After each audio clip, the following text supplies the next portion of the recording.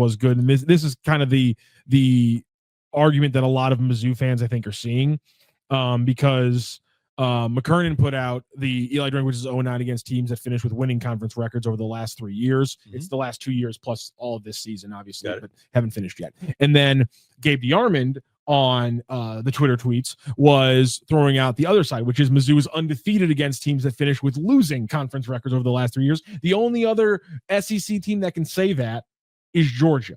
Mm-hmm. So that's why the whole floor and ceiling thing's interesting to me, because clearly he has raised Mizzou's ceiling. They beat everyone they are supposed to beat. But at the same time, there is a factual other side of the coin, which is they can't beat the teams they need to beat to be a playoff team. And that's the next step for Mizzou football. That's the expectation, and not expectation. That's the want of Mizzou football fans. And I think maybe that's something we're dealing with right now. We are differentiating the difference between expectation and want and hope. And I think you just sometimes have to be careful for what you wish. You know, Alabama fans could not wait to get rid of Gene Stallings, right, in the 90s. Yep. And they got Mike DuBose, who after Stallings goes to a national championship and wins. And then they thought 10-3 was a down year. So Gene goes after winning the national championship, goes 13-0, 9-3-1, 12-1, 8-3, 10-3. And then they get DuBose 4-7, 7-5, have one good year, 10-3, 3-8, gone. Dennis Francione 7-5, 10-3, couldn't wait to get out of there. Shula 4-9, 6-6, 10-2, 6-6 before they bring in Nick Saban.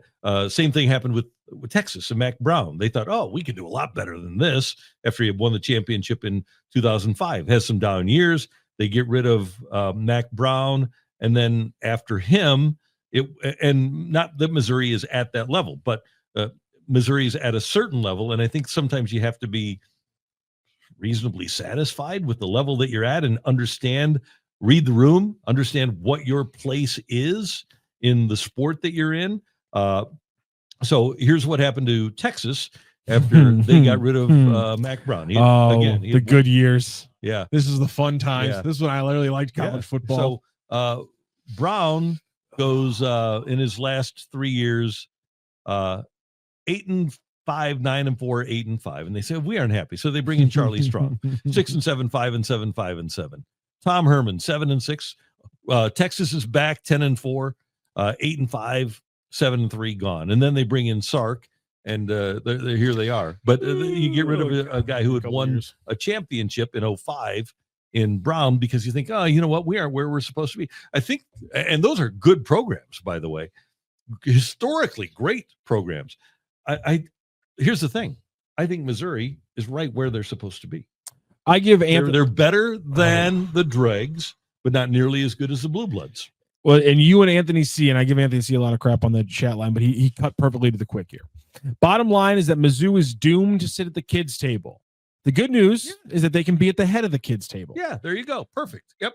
But there are Mizzou fans who will not accept that, who say that in this era of college football, that is a losing, complacent mentality. Well, again, and they are spending money. They are getting players out of the transfer portal. They just haven't reached that point yet. And they obviously did not get lucky in getting Pribula. That was not the answer. They needed a better quarterback, and they needed a better group of offensive linemen. But even still, they're going to wind up with a winning record. They're going to have had, by most Mizzou seasons accounts, a successful Mizzou season. They just aren't going to be a national champion or a college playoff team. We have Keith Adams who says, are you guys saying that Drink is not a good coach? At no point here did I say that Drinkwitz was not a good coach. And in fairness, the people whose argument I'm trying to represent here, at no point are they saying that Drinkwitz is not a good coach. The facts are telling them that Drinkwitz does not win the big games against the big teams. That is not even an opinion thing. That is just a fact based on the numbers. You can't even argue with that. That's not an opinion.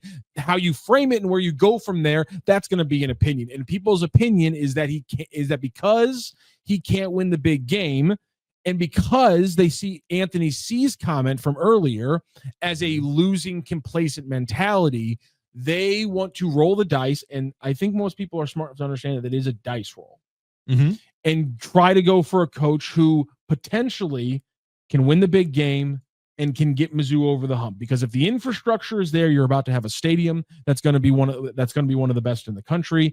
You do have the money. Again, you don't have oil money. You got a pretty good amount of money. Mm-hmm. Facilities are some of the tops in the country, so on and so forth. So if you have all the infrastructure, if you have everything else other than the coach, people want to take the risk, and I disagree with them. I think it's a dumb risk, and risking the new floor that has been reestablished of where Mizzou football is in the hierarchy to just take shots at shooting the moon.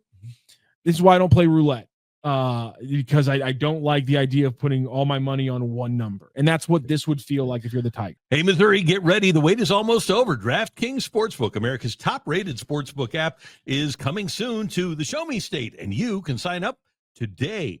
New Missouri customers get $300 in bonus bets when DraftKings launches on December 1st. Download the app now and place a $5 bet when DraftKings goes live, and DraftKings Sportsbook will bring everything you need to elevate your game day, including live in-game betting, lightning-fast payouts, and endless ways to get in on the action, all right from your phone. And when DraftKings officially goes live in Missouri, you'll be betting with the sportsbook app trusted by millions. It's safe, it's secure, and has fast money withdrawals. Download the DraftKings Sportsbook app now and use the code STL Sports to grab $300 in bonus bets with just a $5 bet when DraftKings goes live December 1st in Missouri. That's code STL Sports in partnership with DraftKings Sportsbook. Gambling problem? Call 1-800-GAMBLER. 21 plus, physically present in Missouri. Eligibility restrictions apply. Bonus bets expire 7 days after issuance. Excludes customers who redeem pre-launch sign-up offer. Terms at sportsbook.draftkings.com/promos. So 2023, University of Missouri. So the win against 15th ranked Kansas was not a big win. This is a really good chat from Samuel Howe. The adult table went from 4 chairs to 12 though. And Mizzou isn't going to move to the adult table. And that's another thing I think that's going to piss off Mizzou fans. I think Samuel Howe's 100% correct in that analogy. Yep. The win over K-State was not a big win. They don't win. That wasn't a big game. In 2023? Yeah. Yeah, but that delay of game penalty is a bad coaching moment. Yes, he gets bailed out by Mevis. But the process of how you get to wins matters and losses matters. Okay. I'm okay with good win. I'm okay with calling a good loss. Here's the question. Was it a big win? It was a big win. Okay. When they beat 24th ranked Kentucky 38-21 at Kentucky, was that a big win? What did Kentucky finish that year at? They were 24th when Mizzou played them. When they played them, yeah. But I'm pretty sure I think that's another one that finished. Was it a big win? In the moment, it was a solid win. Okay. Missouri over South Carolina that year, 34-12. Was that a big win? That was a good win. And then they lost to Georgia. They went to they played Tennessee at Faurot Field. They beat Tennessee 36-7 after Tennessee had put up 65 on them the two previous years. Was big win. Any good? You could argue that's the second biggest win in Drinkwitz's Mizzou career. How about the game against Florida? That was huge. 33-31. In the moment, that was huge. But again, I feel like that Florida team didn't finish. Where did that Florida team finish? 2023, right? Yeah, but you beat Florida. Yeah, but they finished 5-7 that year. So it wasn't a big win. A loss would have been the same as a win. But is beating a team that finishes under 500 a big win in college football? I thought it was a pretty big win at the time. I'm not going to retroactively change my emotion about it. Yeah, but how Florida ends up being as a team that year? Did they have quarterbacks get hurt or something like that? I'm blanking on that right now. But like how Florida finishes as a team. I mean, they have Graham Mertz the entire time, no big quarterback injuries. I feel like that's okay. Yeah, you can say it's in retrospect or hindsight's 2020, but in the moment, beating Florida was a meaningless win. I'm not saying it's meaningless, but I'm not going to call it a big win. Okay. I'm not going to call beating a team that finishes under 500 a big win. I just don't think you can classify it. Maybe one of the reasons they finished under 500 is because you beat them. Well, it would have made them 6-6. They would have been a 500 team. Okay. Was beating 24th ranked and undefeated Boston College last year a big win? No, Boston College is a bad team now. I mean, Bill O'Brien is last year. They weren't very good last year either. So beating the 24th ranked team in the country is not a big win. Got it. Okay. Totally understand. But this is why you shouldn't have this is why you shouldn't have rankings in this is why you shouldn't have rankings in the beginning of the season, why because teams drop in rankings? you get because they lose how football. do teams drop in rankings? Because they lose football games. Oh no, this is bad. This is bad. I know that's good. I like that. I certainly couldn't. They went 7-6. So Missouri, in the last 6 years, has had 0 big wins. Is what you're telling me? They've had 0 wins. 0 big wins. No, I'll ask the question to you. So they might as well go winless. Do you think you can classify wins against teams that finish below 500 in their conference schedule as a big win? Yep. I would just disagree that you can call them solid wins. I just think you beat Tennessee. Good win. But a big win has to, for me, in the way that the CFP is looked at. A big win has to be a win that, in my opinion, when we're making those graphics on Saturday morning, it's the teams that I was putting in under big wins for teams were teams that were top 25 teams, above 500 teams. Maybe somebody that felt. Now you're telling me that a top 25 win isn't big, though. But it has to be a top 25 win after the season's played out, because beating somebody who's so then top why are we talking about big wins now that he hasn't won a big game? Because the season hasn't played out. Because this is all we have to talk about for this season, and we can't have this. I don't want to wait 4 more weeks to have this conversation. Okay. We can have a part of this conversation now, when we can look at where the teams are ranked on now. Yes, if things change, although I'm trying to think. If Texas A&M loses their next 3 games in a row, or if Vanderbilt wins all their games, or if they beat OU, who beats Alabama, things will change. But in the moment, this is what I have. And that's all I can really argue off of. And so my point is just that beating a Boston College team that finishes 7-6 in a weak ACC in week 2 of that season, where they finished 7-6, I don't care that they're ranked 23 in the moment. They clearly weren't a top team. And the question here is, there's no reason then to play. No, I didn't say Power that. 5. I didn't say that. Right? Because if it doesn't make any difference if a team is any good when you play them, then why play them? Because why not just schedule SEMO every year? You do for 3 of your 4 games, and you're not going to be able to anymore. But you do for 3 of your 4 games because you want to make sure that you're bowl eligible and you get that $500,000 bonus or whatever it is, because it's cash in your pocket. I would say I would love that to be a top 25 game. Here's the thing. Mizzou, nobody has ever had a big win when they beat Missouri. Nobody has ever had a big win when they beat Missouri. Well, it depends. How many times? I mean, Missouri's finished. Missouri's not good enough. No, because Missouri's finished over 500 in their conference. How many times in the last few seasons? Let me see. Well, but those were meaningless wins, though. They weren't meaningless. I mean, Missouri, the last 2 years, Missouri's a good win in my opinion, because Missouri the last 2 years is not. Missouri's the last 2 years is 5-3 and 6-2. If you beat Mizzou the last 2 years of the SEC schedule, that's a solid win. But Missouri, those teams weren't ranked and they didn't finish with winning records in their conference. So how could they be good wins? Mizzou beat dregs. So how could you have a big win against Missouri? Because Mizzou themselves finished above 500. You're telling me they aren't good. Why'd they finish over 500? Because they were beating teams that had losing records. So my point is, if a team then on Mizzou's schedule is even worse than that, then I'm definitely not going to call it a big win. So does Mizzou suck or not? No, I'm not saying Mizzou sucks. No, I'm saying Mizzou is mediocre or just above the average, just above the line. 6-2 in the conference in the SEC is mediocre. That's not where they're going to finish this year. But the last 2 years. No. Last year they were a 10-win team. That's a great team. I'm being told that Drinkwitz can't win big games. Yes, because they're not good.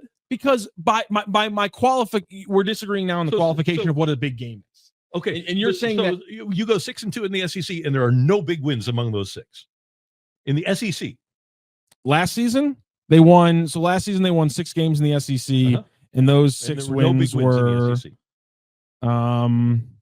Vanderbilt, Auburn, Oklahoma, Mississippi State, Arkansas, and where am I missing one? Vanderbilt, Auburn, Oklahoma, Mississippi State, Arkansas. I said Auburn. I don't know how I'm missing one, but I am. I'm going insane right now. Because they lost to South Carolina, Alabama, and Texas A&M. Those are the 8 That's games. So they won. Yep. So they 5. Yep. I mean, none of those are standout wins from last year. No. So why are we even playing? Why are we even going to Faurot Field? Because if they win, I know some of these games aren't at Faurot Field. He could break the mold. He could shock us. He could actually win the game. He could not take, not trip over himself with the play calling, or not. He's not calling plays, or with the game plan. I mean, or he could not trip over himself with the fake punt call. Mm-hmm. I'm sure that's a criticism people have, is that every coach should be omniscient and they should know when every fake punt call is coming. So if they're not, and if they don't know, I think what Mizzou needs damn them to hell. They need to find themselves the next Luke Fickell.